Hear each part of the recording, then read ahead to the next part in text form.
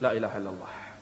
يقول ابن عمر فأفقت من وعي فقال لي الناس: لما صنعت هذا؟ حفصة تقول له: ليش سويت كذي؟ قال: وما صنعت؟ قالت: قد أغضبته. قال: وماذا فيها يعني أغضبته؟ قالت: إن الدجال يخرج من غضبة يغضبها. ليش تغضبه؟ إذا كانت هو الدجال راح يخرج من الغضبة، آخر الزمان بسبب الغضب يخرج، يعني خله إذا كان الدجال. عمر بن الخطاب يوم من الأيام قال للنبي: أقتله، دعني أضرب عنقه. قال: لا. قال: ولما؟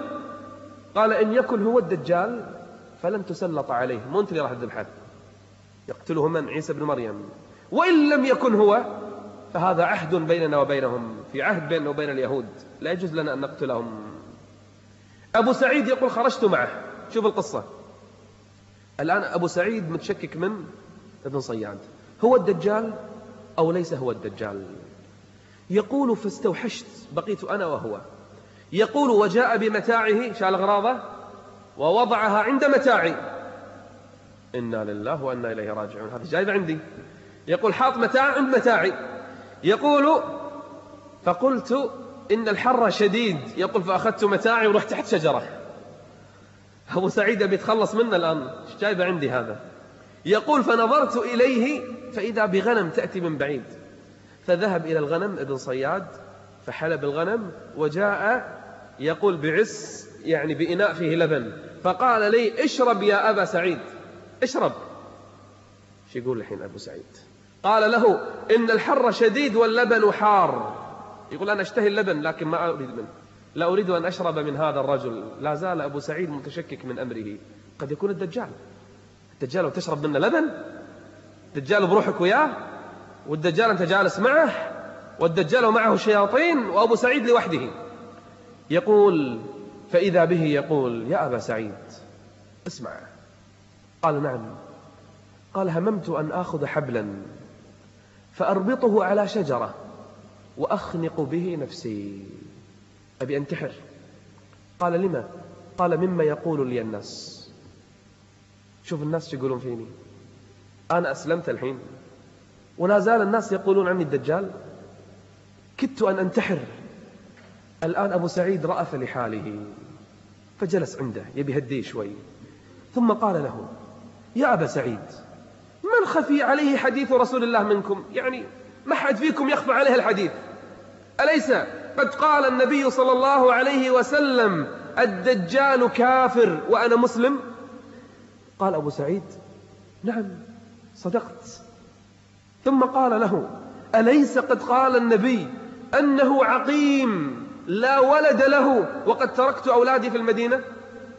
قال: صدقت.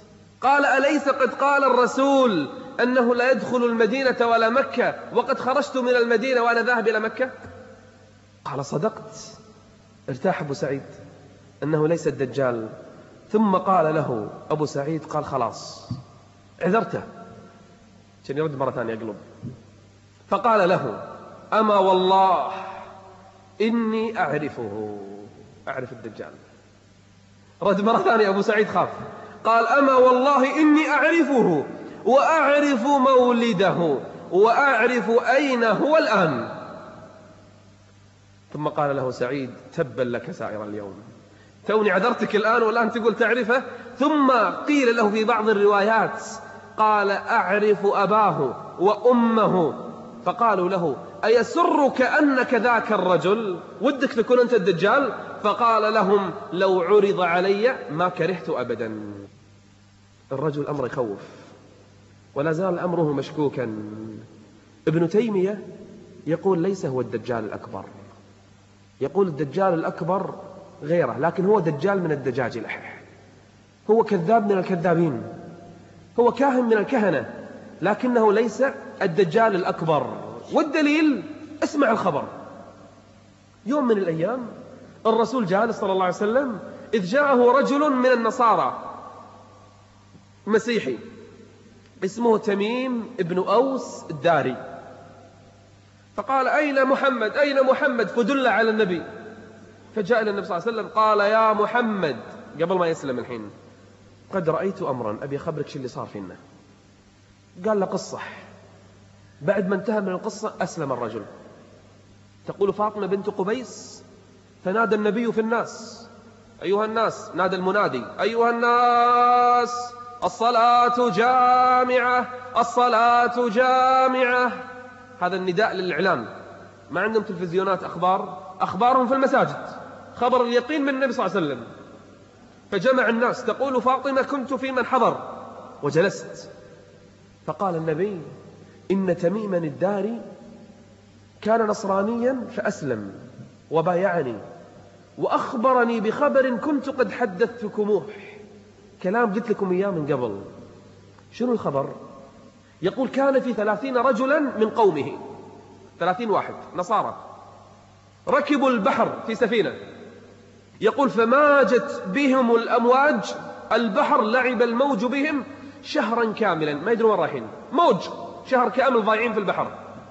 يقول: حتى رفأت على جزيرة، نزلوا عن جزيرة. شوف القصة الحقيقية. فنزل 30 رجل، منهم تميم ابن أوس الداري، نزلوا عند جزيرة. فلما نزلوا وجدوا دابة، حيوان أهلب، حيوان كل شعر، غريب، حيوان لا يعرف قبله من دبره، ما تعرف راسه من مؤخرته. فإذا بهذا الحيوان يتكلم. يقول: فرقنا أنه شيطان، قلنا هذا شيطان، حتى سمت لهم اسم واحد منهم، نادتهم باسم. يقول: فخفنا، فقالت لنا: قد علمتم خبري، خلاص كشفت أمري. أرأيتم الدير؟ مكان في دير عبادة، صومعة، معبد لليهود قديم. قال: أرأيتم ذلك الدير؟ قلنا: نعم.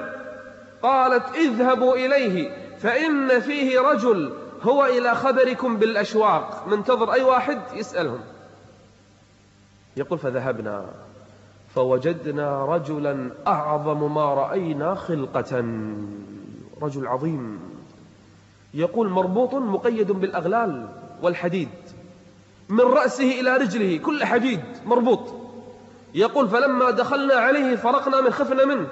قال: قد أدركتم خبري، من أين أنتم؟ قالوا: من العرب. فسألهم أسئلة. قال لهم: أخبروني عن نخل بيسان. بيسان منطقة، هذه المنطقة بين حوران وفلسطين، منطقة كان فيها نخل. قال: أخبروني عن نخل بيسان. قالوا: عن أي شأنها تستخبر؟ إيش حاجة تسأل؟ قال: هل يثمر نخلها؟ نخلها في ثمر؟ قالوا: نعم في ثمر. قال: أما إنه يوشك ألا يثمر، راح يجي يوم ما في ثمر. قبل مئات السنين يقول أهل العلم انقطع الثمر، مو اليوم، قبل مئات السنين يقول بعض المؤرخين. سألهم السؤال الثاني: أسألكم عن بحيرة طبرية. قالوا: عن أي شأنها تستخبر؟ إيش تسأل؟ قال: هل فيها ماء؟ الحين فيها ماء؟ قالوا: نعم. قال: أما يوشك أن يجف ماؤها؟ ما هي راح يخلص. أسألكم عن عين زغر. قالوا: عن أي شأنها تستخبر؟ قال: فيها ماء؟ قالوا: نعم. قال: يوشك أن يجف ماؤها. قال: أسألكم عن نبي الأميين. العلامات هذه ما طلعت سابقا، لكن هذه العلامة طلعت.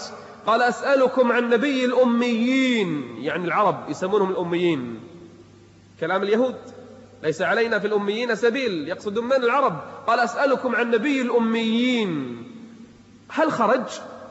قالوا: نعم خرج من مكة ونزل يثرب، يقصدون المدينة. قال: أقاتله العرب؟ قالوا: نعم. قال: كيف صنع بهم؟ قالوا: ظهر على من يليه من العرب وأطاعوه، انتصر عليهم. فقال لهم: أما هذا الدجال شو يقول حق الناس؟ أما إنه خير للناس أن يتبعوه. يتبعوا من؟ محمدا صلى الله عليه وسلم. قالها وهو العدو، قالها وهو الخبيث، قالها وهو الكافر. يقول: خير للناس أن يتبعوا محمدا صلى الله عليه وآله وسلم. ثم قالوا له: من أنت؟ قال: أنا المسيح.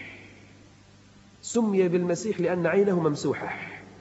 أنا المسيح يوشك أن يؤذن لي، بعد قريب ساعة راح أخرج.